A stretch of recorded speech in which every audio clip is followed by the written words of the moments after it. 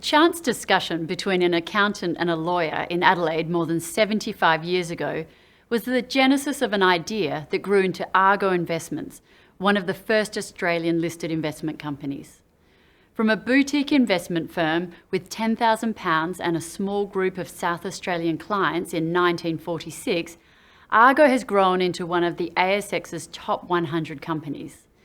Today, the company invests more than $6 billion on behalf of approximately 95,000 shareholders from Australia and overseas. But back to the beginning. In the mid-1940s, it all started with a chartered accountant, Alf Adamson, and a lawyer, Kevin Ward QC, who each ran their own practices on the same floor of a building in Adelaide. The men bumped into each other one day in the office and got talking. They soon learned they both faced the same conundrum. Increasingly, they were being asked by their respective clients how they should invest their money, but suitable investment options were scarce. With knowledge of the investment company movement that originated in Scotland, Alf Adamson suggested this structure as a solution. The idea gathered momentum, and the men set about registering a company. In May 1946, Argo Investments Limited was established and began investing its shareholders' capital in a diverse portfolio of Australian companies.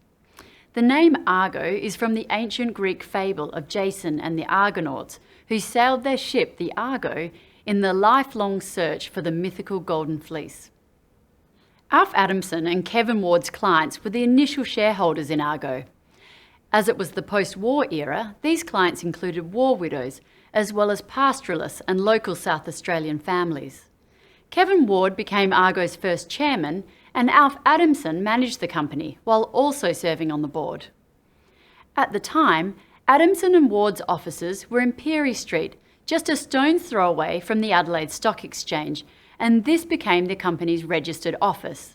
Within a couple of years of Argo being founded, the company was listed on the Adelaide Stock Exchange, raising more capital and attracting further shareholders.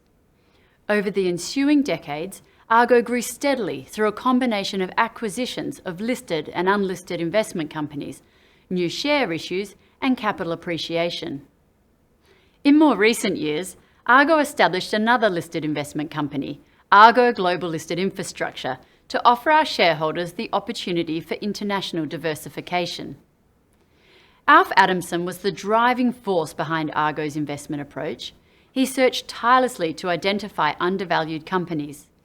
He believed true value came from growing profits and income yield, and the safety of capital was essential. Adamson worked hard to instill a culture at Argo based on practical ways of adding value to a long-term portfolio. A focus on investment fundamentals was continued by Argo's second managing director, Rob Patterson. He took the reins in 1982 after joining the company in 1969 as Argo's first employee. Argo is now in its 8th decade, with only our third managing director, Jason Beddoe, at the helm. Over those more than 75 years, Argo has navigated through many market cycles and weathered various disruptive events by taking a conservative approach and maintaining a simple structure, importantly with no debt. Argo's portfolio of investee companies has continued to evolve to reflect the changing nature of the economy. However, our long-term investment approach has been applied consistently. We continue to focus on investing in quality companies at attractive prices and not chasing latest investment fads. Our commitment to this philosophy has allowed Argo to provide our shareholders with long-term capital growth and reliable dividend income over time. For more about our history, visit argoinvestments.com.au.